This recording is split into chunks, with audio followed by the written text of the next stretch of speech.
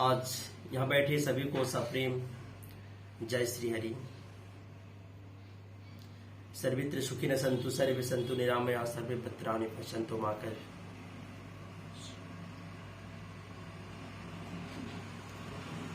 आज यहाँ बैठे सभी भाई बहन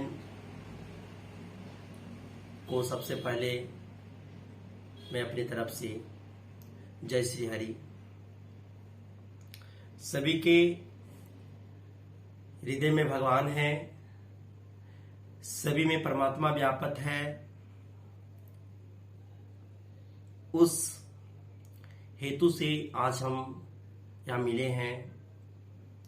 आज जो एकत्रित हुए हैं, मैं आया हूं आप लोग के बीच में, तो आप ये समझिए कि मैं क्यों आया। मुझे आपसे मिलने का क्या प्रयोजन है, तो आप बस इतना ही मानिए कि हम एक पिता के संतान हैं। आपस में हम भाई भाई हैं। हमारा रिश्ता खून से नहीं है, पर खून बनाने वाला जो है ना, उनके साथ हमारा रिश्ता है, और उस नाते हम आपस में भाई भाई हुए। अर्थात आज हम मानवता पे बात करेंगे। बहुत कथावाचक आते हैं, आप उनका प्रवचन सुनते हैं और वो अपना वैदिक विचार, वैदिक वाङ्मय वो सुना के जाते हैं। पर मैं आपसे जो बात करने आया हूं ना, वो थोड़ा हटके बात करने आया हूं। मैं कोई प्रवचन नहीं और मैं कोई कथावाचक नहीं हूं। मैं भगवत गीता का अध्ययन किया, वेदों का भी मैंने अध्ययन किया। वहां से जो मैं समझ पाया, जितना मेरे को जानकारी है, और मैं अपने गुरुओं से जो चीज सीख पाया, बस मैं आप सबों को वही रिपीट करने वाला हूं और वही बताने वाला हूं। सबसे प्रथम मैं यहां जितना बैठे हुए जितने भी पर्सन हैं, आप अपने को एक यूनिक पर्सन मानिए। आपकी कीमत, आपकी वैल्यू बहुत है। आप ये समझिए कि सिर्फ आप अभी वर्तमान में जो यहां बैठे हैं, और अभी आपका जो जिंदगी है, आपने जिस पड़ाव को पार किया है, जिस एज में है, और यही जन्म, आप इसी जन्म को मत मानिए। इससे पहले भी आप अप्रकट थे, और इस शरीर जाने के बाद भी आप अप्रकट ही हो जाएंगे। पर प्रकट की जो समय है, अब की जो वर्तमान समय है, यही प्रकट की समय है। इस समय को हम व्यर्थ में नहीं जाने देंगे। यही मानव जीवन का उद्देश्य है, और इसी मकसद से हम इधर आए हैं कि मानव हमें जो बना के भगवान ने इधर भेजा है, यानी भगवान का अपना स्वरूप है, अपना रूप है, अपना सब कुछ। भगवान ने मुझे एक बार 84 लाख जोनी में भ्रमण करने के बाद मुझे एक बार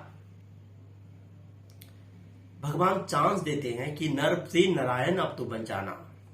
मगर हम क्या होते हैं, इधर नर रूप में आने के बाद जो चीज मुझे बनना था, जो चीज मुकाम हमें हासिल करनी थी, जिस जगह पे हमें पहुंचना था, आज हम वो नहीं कर पाते हैं।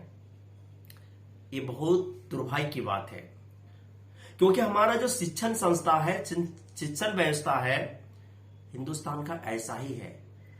आज से 5000 साल, 10,000 साल पहले की इतिहास अगर आप पढ़ के देखेंगे ना, तो हमारा शिक्षण संस्था गुरुकुल पद्धति था।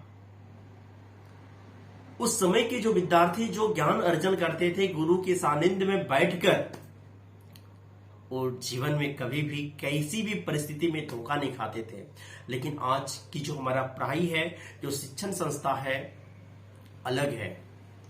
हमारा पढ़ाई हमारा ज्ञान अर्जन, हम अपने बच्चों को कौन सी विद्या पढ़ाएंगे कि जैसे ज्यादा रुपया मिले, ज्यादा पैसा उनको मिले, ज्यादा तनख्वाह मिले, ज्यादा वेतन मिले, ये सोचकर हम उनको ज्ञान अर्जन आज कराते हैं। A+B का होल स्क्वायर हम रटवाते हैं बच्चों को। आप समझ सकते हैं कि जिंदगी में कभी भी उनको उससे काम आने वाला नहीं है। आप बढ़िया से ये भेजे पे अभी बच्चों को सिखाना क्या था, उन्हें बनाना क्या था, और हम कर क्या रहे हैं। आज बड़ी दुख से ये बात कहना पड़ रहा है कि आज जो भगवत गीता का जो सर्जन जिस भारत भूमि में हुआ, आज वहां के जुआ को ये बात पता नहीं, उनसे आप पूछे कि गीता क्या है तो वो बताएंगे पुरुष वाली लड़की का नाम गीता है। अब बताएं कि आज से 5000 साल पूर्व भगवान ने अपने मुख से गीता सिर्फ मनुष्य मात्र के लिए, ये कोई धार्मिक ग्रंथ नहीं है, वैश्विक ग्रंथ है, हर इंसान के लिए ये ग्रंथ है, हर किसी के लिए है ना। क्योंकि गीता में भगवान ने कहा है, या कोई भी धर्म की बात नहीं है, उन्होंने क्या कहा कि सर्वधर्म परित्याज मामेकम शरणं व्रज अहम त्वा सर्वे पापेभ्यो मोक्षयिष्यामि मा शुचः। उन्होंने इंसान को कहा कि सभी धर्मों को तो छोड़ो, त्यागो, सर्वधर्म परित्याज। आज हम धर्म के चक्कर में पड़े हुए हैं, है ना। आज पॉलिटिक्स हो या कोई भी राजनेता हो, या ये धर्म के नाम पर ये संघर्ष, ये युद्ध चल रहा है ना। पर भगवान ने कहा है कि सर्वधर्म परित्याज मामेकम शरणं व्रज अहम त्वा सर्वे पापेभ्यो मोक्षयिष्यामि मा शुचः। उन्होंने कहा कि तू मेरा शरणागति में आ जा। सर्वधर्म परित्याज माने सभी धर्मों को तू छोड़ के, सभी धर्मों के चक्कर में तू ना फंसना, और तू मेरा सिर्फ शरणागति में आ जा। भगवान ने ये कहा कि तू एक धर्म मानो। एक धर्म मतलब क्या, धारणा, जीवन जीने की कला को हम धर्म कहते हैं। हर कृति के पीछे मेरा वृत्ति क्या है, अब इस पे ठहराता है कि मैं धार्मिक हूं या अधार्मिक हूं। सिर्फ वेशभूषा बना लेने से कोई धार्मिक नहीं बन जाता है। आज हमारा देश का यही दुर्भाग्य है ना। कोई उस तरह का वेशभूषा बना के आ जाएगा आपके पास, आप समझेंगे कि इस धर्म के लोग हैं ये। अब बताइए, कोई अगर टोपी पहन के दाढ़ी बढ़ा के आ जाए तो कोई देखने वाला तुरंत वो कह देगा कि मुसलमान है। कोई धोती, चंदन और विचित्र वेशभूषा में आ जाए तो आपको लगेगा कि ये हिंदू है ना, और वगैरह वगैरह। मतलब पहनावा के ये से हम पता कर लेते हैं कि इस धर्म के लोग हैं और इस धर्म को वो मानते हैं। पर ऐसा नहीं है। धर्म का अर्थ होता है कि धारयति इति धर्म, जिस चीज को आपने धारण कर लिया वही आपका धर्म है, यानी मानव का एक धर्म है। जितना भी मनुष्य है सबका एक ही धर्म है, क्योंकि हर धर्म के जो लोग हैं, जो भी संप्रदाय को मानने वाले लोग हैं, सभी धर्म के लोगों में आप एक चीज आप समझिए कि उनमें इंटरनल जो पार्ट्स है किसी में अलग नहीं है। इंटरनल पार्ट्स मीन्स किडनी, अमाशय, फेफड़ा, मतलब इंटरनल जो भी संरचना है भगवान ने सबको समान रूप से किया है। हमारे अंदर में माइंड है, बुद्धि, विवेक, दया, ये सारी चीज कहां से आता है, कभी हमने सोचे हैं? प्रेम, दया, घृणा, क्रोध, मोह, माया, लोभ, ये सारी चीज हमें अंदर में भरा पड़ा है। ये हमको कहां से मिला? यानी सारा चीज हमारे अंदर में विद्यमान है ना। सारा चीज हमारे अंदर में विद्यमान है और हम में सब कुछ भगवान ने परिपूर्ण करके इधर भेजा था।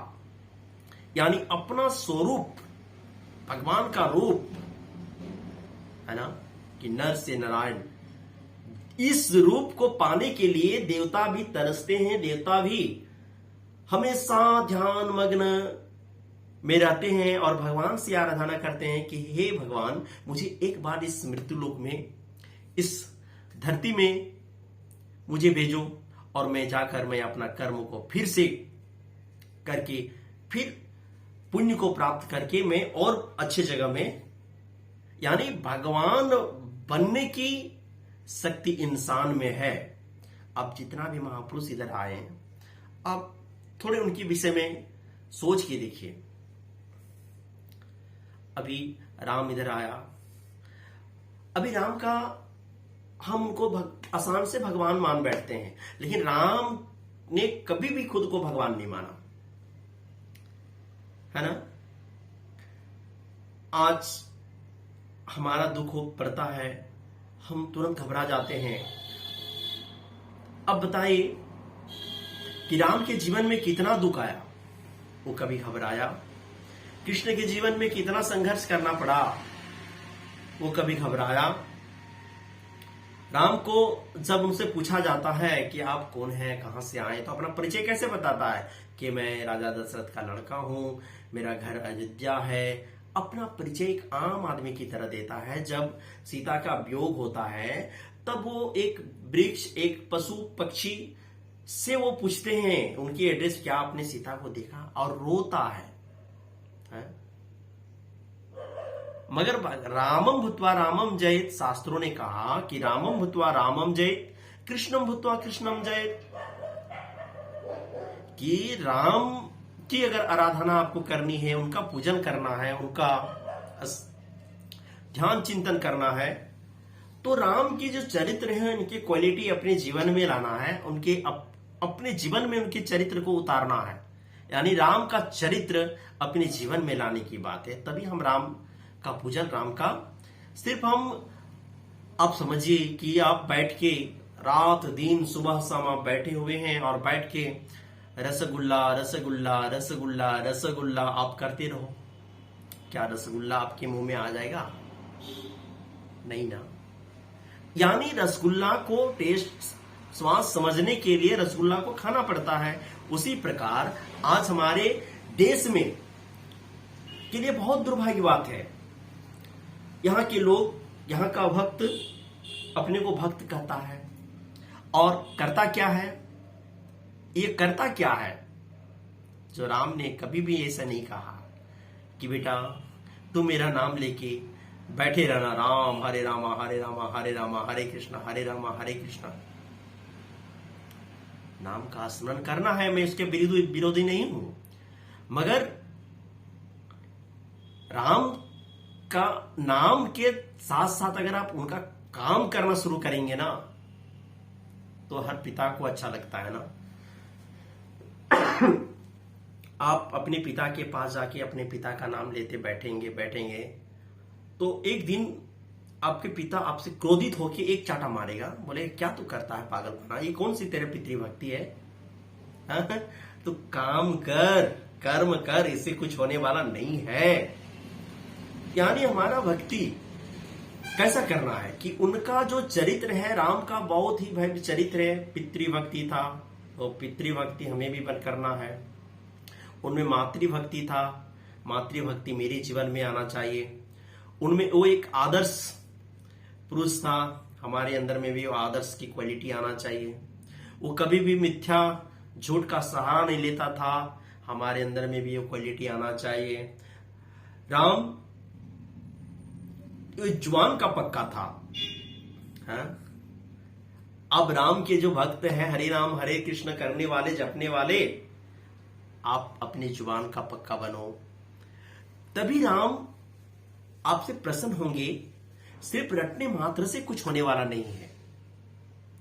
ये प्रथम श्री का भक्ति है ना। हम बच्चों को जब पढ़ाते हैं ना, क्या सिखाते हैं बच्चों को? शुरू में क्या हम उनको मैट्रिक या एमएससी बीएससी का बुक हम दे देते हैं क्या? नहीं ना। उनको हम पहले सिखाते हैं क से कबूतर, ख से खरगोश, है ना, है ना, a for apple, b for ball, इस टाइप उनको हम सिखाते हैं बच्चों को। अभी इस तरह क्यों हम सिखाते हैं? क्योंकि वो बच्चा ए को नहीं समझता है पर एप्पल को समझता है, क को नहीं समझता है फिर कबूतर को वो समझ रहा है कि ये कबूतर है, चिड़िया है, उस पर उसका इंटरेस्ट है।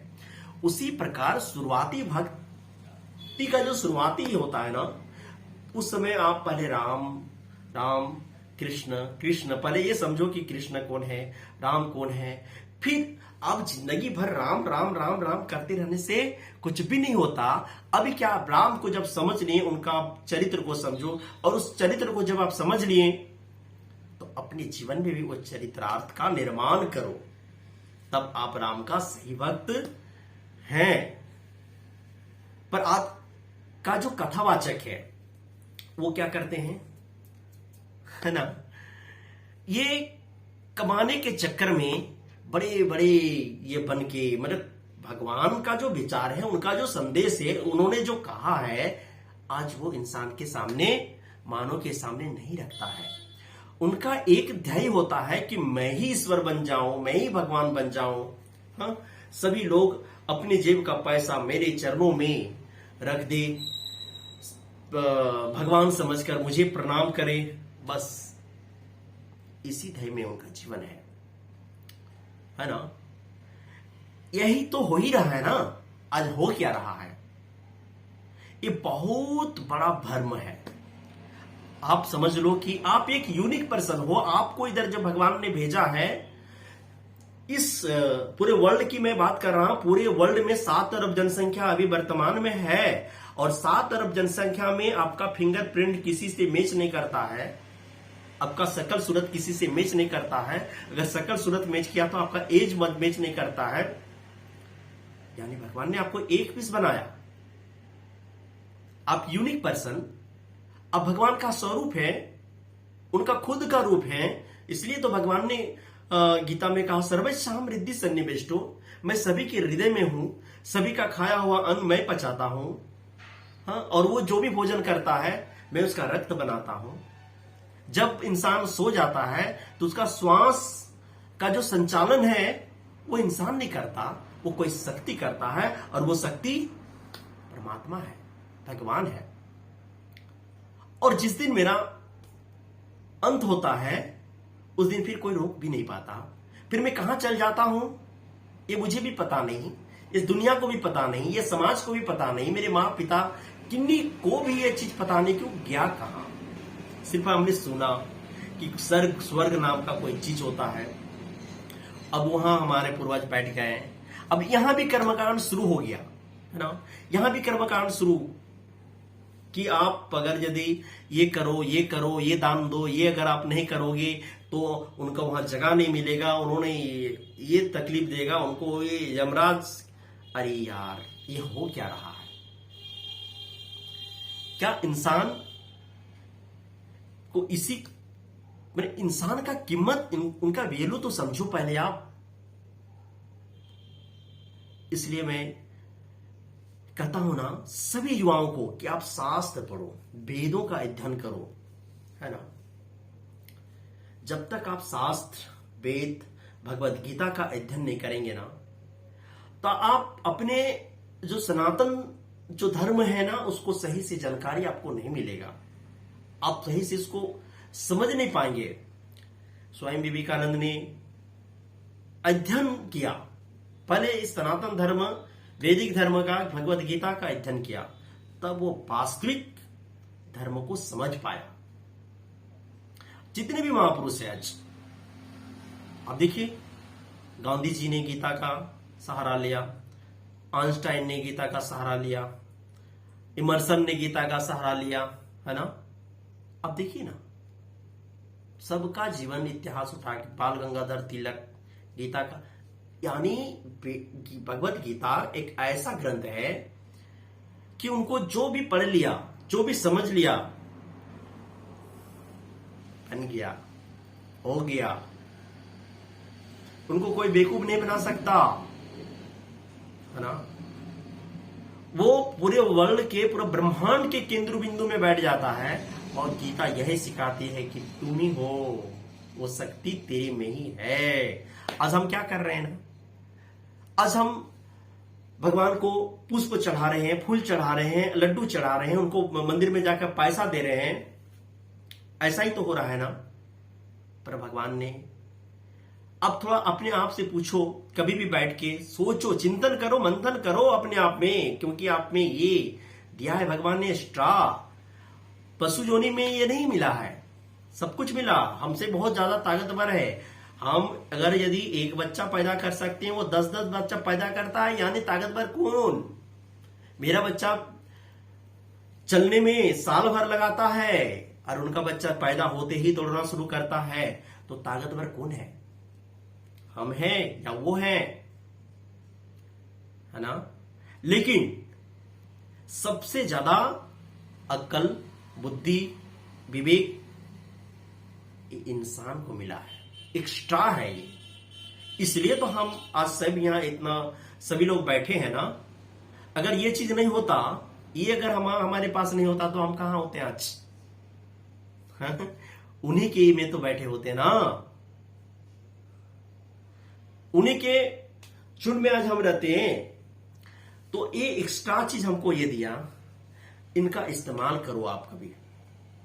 आज हम पूजन में क्या करते हैं? पुष्प तोड़ के लाके या तो खरीद के लाके चढ़ा देते हैं कि भगवान लो पुष्प। हाँ, गीता में कहा है पत्रम पुष्पम फलम तोयम, इसलिए मैं तुझे पुष्प चढ़ा रहा हूं, है ना। लड्डू चढ़ा रहे हैं, अपना पैसा भी निकाल के आपके ब्रेकफास्ट या नाश्ता के लिए मैं आपको दे रहा हूं। यही हो रहा है ना। हम अगरबत्ती, धूप, दीप, ये सारा चीज हम जला रहे हैं। पर कभी आपने पूछा है कि मैं ये क्यों करता हूं, इसको करने का क्या प्रयोजन है? देखिए, भक्ति दो प्रकार का होता है, एक भाव भक्ति, एक कृति भक्ति। पर हम क्या है कि भाव भक्ति में फंसे हुए हैं, है ना। भाव भक्ति में फंसे हुए, कृति भक्ति को हमने भूल गया। गाड़ी का दो पहिया होता है, अगर एक पहिया चले और एक पहिया अड़ा रहे, रुके रहे, तो क्या गाड़ी आगे बढ़ेगा? उसी प्रकार भक्ति का दो चक्का है। एक चक्का को हम तो पूरा फूल चढ़ा रहे हैं, लड्डू, पेड़ा, मिठाई, दान, पुण्य सब कुछ कर रहे हैं, लेकिन जो कृति भक्ति है उसको हम बंद करके रखे हैं। तब क्या होगा कि गाड़ी आगे नहीं बढ़ रहा। उसे एक चक्का अगर चल रहा है और एक चक्का नहीं चल रहा है, तो गाड़ी उसी दिशा में एक ही सर्कल में घूम रहा है, वो आगे की ओर बढ़ नहीं रहा है। अभी हम अगर आगे की ओर नहीं बढ़ पा रहे हैं, तो समस्या कितनी विचित्र है। आप कभी सोच के देखो कि जीवन मेरा व्यर्थ जा रहा है। ये जो जीवन में जिस उद्देश्य में आया था, जिस मकसद से मैं यहां आया था, वो मकसद आज हम नहीं कर पा रहे हैं, है ना। भगवान ने मुझे जिस मकसद से इधर भेजा था, वो काम इधर हम कर नहीं पा रहे हैं, वो हो नहीं पा रहा है। और फिर हम यहां से चले जाएंगे। अगर मैं 30 साल यहां रहा, 70 साल रहा, 80 साल रहा, 80 साल रहने का मतलब आप समझ रहे हैं? अगर आपका 80 साल है, बाबा का जैसे 80 साल एज है ना, 80 साल अगर यदि है, तो आप समझ रहे हैं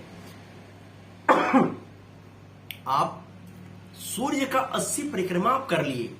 आपको पता है इस पृथ्वी क्या करती है कि सूर्य का परिक्रमा कर रही है, और पृथ्वी के ऊपर हम हैं। तो अगर पृथ्वी जितना वर्ष हो, मेरा एज हो रहा है, उतना बार मैं सूर्य का परिक्रमा कर रहा हूं, लेकिन ये बात मुझे पता नहीं, है ना। ये बात हमें पता नहीं।